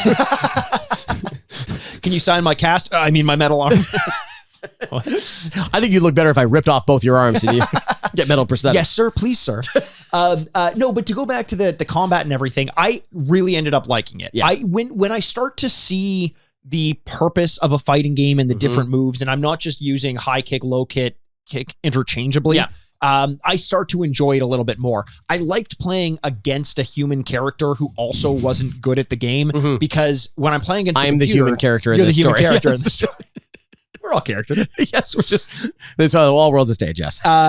Because the computer just knows everything, and it's hard for you to see between the lines and to understand the pacing of it and the strategy when the computer just already knows all that. When you're figuring it out together, it's a lot of fun, and I definitely could have played more of this game. Oh yeah. I enjoyed it way more than I thought I was going to when we first started playing, and I was getting my ass kicked by the computer. Mikey likes winning. Andrew, I don't like winning. I love winning. I need winning. I need to win. Yeah, it was the same way that I hate to say, but like we stopped playing because I got to win. That's true. It was like, hey, just give me one, and that's all it is. But I was happy with that because what if you figured it out and then I went on a 9-game winning streak? We'll never know. We'll never know. And I'm happy about that. Schrodinger's win streak. So in terms of your expectations, how did this one hold up? It was better than I thought it'd be. Yeah. I thought the backgrounds were really cool. There's some like just interesting stuff happening all the time. And as much as I kind of was questioning about the character select and how many characters there are, they all do fight differently. They're all different special moves. I think the areas were really cool. It was fast enough. Yeah. I actually don't know if I want it to be faster than this. True. Because Yeah, there's no. a real strategy about like jumping is like I'm being very vulnerable now. And, so and you're choosing when you're going to hit it over the course of the jump. Yes. Like there was a point where you kept jumping at me and I realized high kick is a counter to the jump. So before you would get to like, you can't hit immediately when you jump. You have to wait until kind of like the lower arc of your jump. It seems. So I would wait until you were right at the arc before you could hit. And then that's when I do my high kick. And it would be kind of like, it would kick you out of the air. Yeah. And I was like, that felt good. When you predict a jump coming and you react and you counter it, that's the kind of thing like, inject that into my veins. 100%. I love that stuff. Countering is so smart because you feel like smart. You're like, Yes. oh, I figured out how I can do this. Because when I was doing the jumping kicks at you and you figured out a roundhouse kick knocks me out of the air. Yes. Okay, well, there we go. I can never figure out how to sweep the leg. But, nonetheless, one day when I get older and smarter, I'll figure it out. Yeah. But yeah, no, that part, that's the appeal of these games. Like, oh, now I know. Right. Counterattacks and things like that. So, yeah. So I could have played more. I would have loved to have played more. The more I play a fighting game and kind of get it, the more I'm like, maybe I'd really like fighting games. Mm-hmm. But it's just such a fucking commitment. It's It's like learning a new language where I just don't have the capacity to process what's happening on screen, especially with the modern fighting games and frame counting and learning a moveset that is way more robust than something like Mortal Kombat. I just don't know that I have it in me. Yeah, no, I'm with you. It's just like, do I need another hobby? But you could see the appeal of it for sure. Yes. Now that said, we can see the appeal. We have played it. Andrew, we started this off. I gave this a 4 out of 4. You gave it a 3.5 out of 4 for a total of a 7.5 in the retro score. Do you want to give this one our rating out of 4 bits based on how the game holds up in the modern game? I'd love to, Mikey. Okay, so I'll start. 7.5, pretty good. You start thinking, has fighting games reached a maximum where there's a ceiling eventually? And diminishing returns, sort of. Yeah, absolutely. Like, how are they going to improve on this game? Sure. Right? It's kind of like what we do with like beat 'em ups or like, side scrolling, like beat 'em up things like that. Is eventually like, oh, now it's 3D. It's like, is that better? Yeah. And I know Tekken, and there's a new really cool trailer for that Tekken game. Tekken game. Oh my God, it looks amazing. Yeah. But it's like, is that better than this? It's a serious question. I don't know. Sorry. Yeah. Continue. No, it's more like a theoretical question, but it's like, because I can't imagine it getting much better than this. Yes, it could get a little more advanced and a little bit more detailed in certain areas, but it's almost going back to the same engine or trying to recreate this feeling. But nonetheless, I am not a huge fighting guy, but this is a really good game, and I would go back and play it anytime. I'm going to give it 3.5 again. 3.5. It's a really good game, man. Like, it's a lot of fun to play. To answer your question, yes. Do the games get better? It depends on who you're asking. Okay. They definitely get more advanced, but is more advanced to someone like me, a non-fighting game player, is that better? Personally, I'd say no. Right. Now, the trade-off is with a game that you like one that you and I have played in spite of our not being that great at it. And Pacifist Boys. Pacifist Boys is Injustice. Yes. Gods Among Us or Injustice. Yeah, any of the Injustice games. It is more elaborate. There's way more going on screen. There's way more environmental interaction. There's characters that we now know a little bit better. The moves are way more over the top. There's an enjoyment in just seeing how much that brings to the table. But does that make it a more fun game to play mechanically? Probably not. It's more complicated. Yeah. And just like I said, if I'm going to get into fighting games, I can't get into a new fighting game. That ship has sailed. Right. I'm too past the bar that you would need to be at to be competitive at a modern fighting game. So I think a better fighting game is a more simplistic fighting game. Does that mean Street Fighter 1 as the most simplistic is the best? No. But Mortal Kombat 2 feels like that it's getting close to that perfect balance. Right. Is it perfect though as a game? Ultimately, I don't think so. Right. But I think in terms of my ability to enjoy fighting games, similar to yours, this is kind of right where it would need to be for me to get into a fighting game. This Street Fighter 2 are kind of around the same place for me. As a non-fighting game player, I still really enjoyed it. I'm going with 3.5 as well. Oh, wow. Okay, so 2 3.5s. That gets us to a very fun number. I'm not going to say it out loud because it's a little high. Oh, is it high? Yeah, it's a little high, and I think that might make our award ceremony very interesting. Well, you don't want to give the number though? Okay, I think I can. I'm being a little coy. A little coy. It's 14.5. It's 14.5. That's pretty good. That's a very, very high That is review. a good score. We'd Man. have to scroll back pretty far to find out the last thing that got a 14.5, and we'll do that maybe after the awards ceremony. So until then, let's go make our way over to the red carpet. Red because it is soaked in blood. Yes. The blood of our enemies and some of our countrymen and women. All of my carpets are soaked in the blood of my countrymen and women. And it depends if we went to another country, that carpet might be green. That's true. Right? In Japan. It might be black and white. It might be black and white. Exactly. The Nintendo award ceremony is just a whole different thing. Let's head over there and meet Todd Snap and then we'll talk. I'll see you over there. You've been waiting for it all year. The most glamorous award ceremony of the week. Ladies and gentlemen, the Grady's.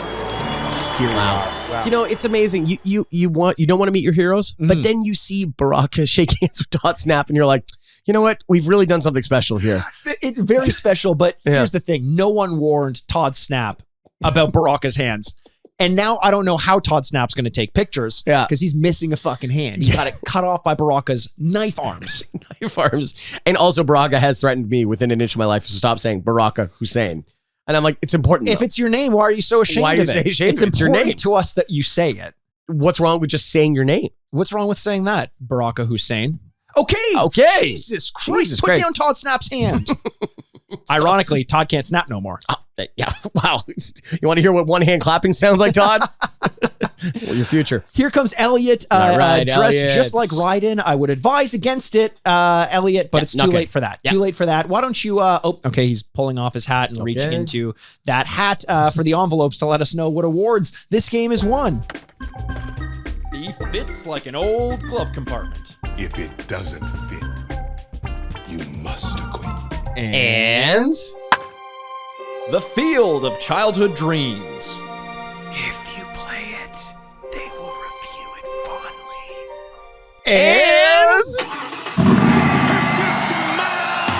The Chevy Silverado Like a Rock, Dwayne Johnson & Johnson Family Company Trophy Hall of Fame Trophy. If you smell, if you smell. wouldn't that be the weirdest part of his catchphrase? If you smell. And then just walks off. You're like, oh, if you smell what? Andrew, 3 fantastic reviews. The Fits Like an Old Glove compartment where the current score is above a 7. We've got the Field of Childhood Dreams where the retro score is a 7 or higher. And the Chevy Silverado Like a Rock, Dwayne Johnson & Johnson, a Family Company Trophy, Hall of Fame Trophy, where the current score or the overall score is a 14 or higher. Right. This is why you were being so coy. I was being a little coy, baby. Because a 14 and a half, Jesus. What? Who? What? Jesus? He's coming back. He's coming back? Wow, that feels like Don't tell Tom Cruise. Or Johnny Cage. He'll be so mad. He'll be so mad. Oh, my whole life's a lie. Okay, so this is obviously huge. It's making the Hall of Fame. It's making the Hall of Fame. That's incredible. 14 and a half is a massive score. The last game to get a 14 and a half. We've had some 14s, but like, for example, Sonic the Hedgehog 2 and Lemonade Tycoon. 14 and a half, though, we have to go all Lemonade Tycoon. It's a great game. It's a great game. We have to go all the way back to episode 198, the pre-200s, pre-rebrand with Banjo-Kazooie. We were joined by Riley Little for that episode. Let's, out of curiosity, go see Mortal Kombat 1? Mortal Kombat 1. The first time it showed up, this was episode One. Yeah. The first episode of the podcast, we did Mortal Kombat 1, and we gave it a total score of 11. Yikes. You gave it a 3.5, and I gave it a 3.5 in the retro score. We each gave it 2s in the current score. Not great. Definitely deserves a little bit better. Yeah. I give us a 3 out of that for our scores. We did a bad job. We did a bad job. Yeah, we did a bad job. 3 out of 4? No, 20. 20. Okay, there we go. It's a Game Pro. Game Pro. The next time we did it was episode 156. This was around the release of the Mortal Kombat movie, so we decided to revisit it. You gave it, interestingly, a 3 in the retro score. I gave it a 3.5. In the current score, we gave it a 3 and a 3 for a 12.5 out of 16. And you know what? I think Mortal Kombat 2 is a better game than Mortal Kombat 1. I think it's absolutely a better game. I mean, all the issues that we thought we kind of had with the potential lack of replayability or the boredom of only playing so many characters over and over again, was even more magnified in Mortal Kombat 1. This is just a bigger and a better game. But that's that for that game. Andrew, we only have time for one more segment on this podcast, and it's a segment that I know you know and you love. It's called 3 Sentences to You Might Guess the Game, but I'm going to propose something for you. Okay. In the spirit of the 30th anniversary of Mortal Kombat. Wow. We changed the name of this to Test Your Might. Test Your Might. Remember Mortal Kombat? Oh, Test Your Might. Oh, yes, absolutely. It's kind of decent. Oh, yeah, I like that. Is there a play on that we can find? Unless you like 3 sentences. No, I really don't. No, I don't like that. No, that for sure is bad. Test Your Might. Let's go with Test Your Might for now. Let's workshop it. If anyone at home has a better name for this title, we'd love to hear it because there has to be one. There has to be one, Mikey. Test your thrice to your might. Test, yes. Thrice your might. Test your thrice. Oh boy, it's getting worse somehow. Okay, so Mikey, we're going to be playing a game. What game is that again? It's a game where we get submissions from our listeners. They give us 3 sentences to describe the general plot of a game, and using those sentences, we try to guess which game it is. If we can get it on the first sentence, fantastic. If we can get it on the second, decent. If we can get it on the third, but also pretty good. Hopefully get it at all, yeah. Hopefully get it all. This one is coming in from Greg Cheeseman. The Cheeseman. He's hidden the answer, so we're going to do this one together. Here we go. 3 sentences. Okay, let's do this thing. Formerly, 3 sentences to You Might Guess the Game. Jesus Christ. Now, test your might, because you're about to play 3 sentences to You Might Guess the Game. Sentence number 1. Yeah. A vaguely yet appropriately named fella makes a deal with a demon thing. Oh, wow. That's a very good broad first sentence. A vaguely yet appropriately named fella makes a deal with a demon thing. Now, making deals. Mm-hmm. See, I know a demon thing that could be purposely vague, right? Because I know we've had like zombies described as different things in this. Right, so is demon thing, could that be a god? Because could this be Kratos? Oh, I didn't even think about that. But is that appropriately named? Unless he's making craters, I don't think so. That's true. That's true. What about, like, I was thinking Dante from Dante's Inferno. Oh. That could be it. Does he make a deal? I can't remember exactly how the beginning starts off, but possibly. Yeah. It feels like also there's a large swath of games I haven't played, but like is this like Bloodborne? Or is this like... No, because you don't have a name as the player character. Oh. So I think that vaguely yet appropriately named fella. Is that... Fella is also an interesting one too. Because could that be... Is that supposed to be guy? Is that supposed to be a man? Yeah. Or is it... Yeah, it might not even be a human type thing. For my first guess, I'm going to guess Devil May Cry. Ah, okay. But I don't know for sure. Because I think Dante's Inferno, appropriately named, that could be it. We're not going to find out until the end. So we'll see. That's my first. Do you have any guess for the first one? No, I do not. Okay. Let's go to the second one. Here we go. The enemies are actually friends. The enemies are actually friends. The enemies are actually friends. So, like, we're friends with the enemy, or the 2 enemies are actually friends? That's a great question. The enemies are actually friends. God, this is tough. This also could be God of War. The enemies are actually friends. Because, like, Kratos has a lot of experience with a lot of the people he fights. That's true. They know each other, right? That's true. Makes a deal with a demon thing. Is this a much lighter game than they're implying? You know what I mean? Like, could it be something like Mario? And it's like, oh, we're not actually... Yeah, like Luigi's Mansion or something like that. So, like, honestly, like maybe the whole like demon thing is supposed to purposely put us off the scent. I don't know. Right, but the name, a vague but appropriately named. The enemies are actually friends, because I know Dante and Virgil are 2 in Devil May Cry, who are, I think, brothers.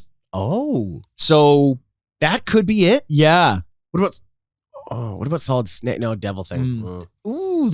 Demon thing. Sonic? No, not quite. I'm still going to go with Devil May Cry on this. All right.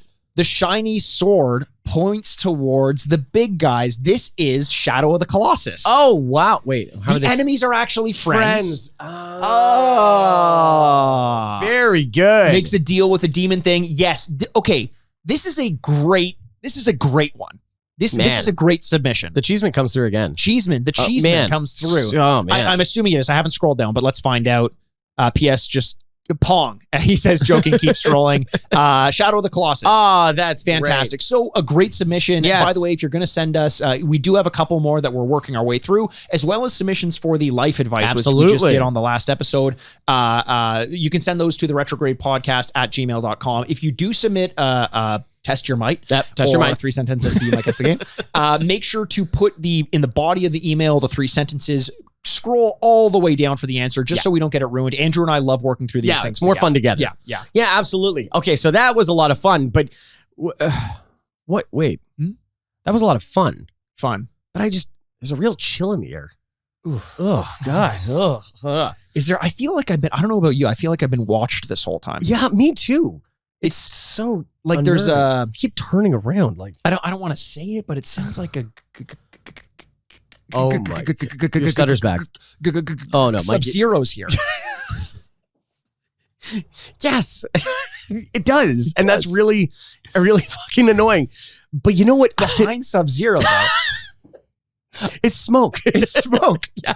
Oh no, that's not smoke. That's an apparition. Oh my God! It's a ghost. Oh no! It's October. And we didn't even think that it was October. Oh but my God! And we've displeased the ghost by not acknowledging it. Yes, and doing Retrograve. And doing Retrograve. Retrograve is obviously our theme month for October. You'll notice, I know a lot of people are going to be upset, but look, it was the 30th anniversary of Mortal Kombat. We had to address that. And now we have to address the Ghost dead in the room? elephant in the room. We are going to be doing. I tried to do like a ghost version of that. What is a ghost elephant? A ghost version of an elephant? It's like that. Yeah, very good. But like a. Boo. Boo. Yeah. Ghost. Obviously, Retrograve is our haunted, scary themed game month. Yes. And because it's the scariest month of the year that we've well established. October's very scary. So we're going to be doing from here on out very scary games. Very scary games. Oh, no. And we'll get, maybe we'll do one more at the end of October. Who knows? We'll see how the months lie, but just to make it up for this 1 week that we missed. Sure. But yeah, we apologize to anyone who's expecting Retrograde, but we had to do the Mortal Kombat anniversary. Absolutely. And for people asking, because they're going to be asking about Overwatch 2, we'll have more information very soon on that one as well, because how are we not going to talk about that? But until then, very scared from here on out. So I would ignore the next couple of weeks if you're a scaredy cat like us. Yeah, fuck you. So first of all, boo. But we love every single one of you, and we can't wait to talk to you soon. Honestly, I'm not excited. Not excited for this at all. We hate scary games. We are the worst people to be doing this. And we've gotten some recommendations from some of the listeners of some very scary games to do. Not into it. This sucks. I can't believe we do this. Yes. For not 1 week, weeks. Too many weeks. Oh, for fuck's sake. So yes, we'll see you next week as we're screaming and being very scared. Game Boys. We love every single one of you. We can't wait to talk to you soon. My name's Andrew Bascom, and with me as always is the bad boy of podcasting, Mr. Bebop himself. Mikey Aaronworth. This is the Retrograde Podcast. We're mad. We're genuinely mad that we have to do this next week. Game over. You bunch of idiots. Why do we do this? Want more Retrograde in your life? You can visit our website for show notes at theretrogradepod.com. Follow us on Twitter at Retrograde Mikey, at Retrograde Andy, and the podcast at Retrograde Pod. Or Instagram at The Retrograde Podcast. For bonus episodes, check us out at patreon.com/The Retrograde Podcast. Send your questions and business inquiries to theretrogradepodcast@gmail.com. See you next week, D-pads. Furnished by Sad Styles Productions. Shut the fuck up.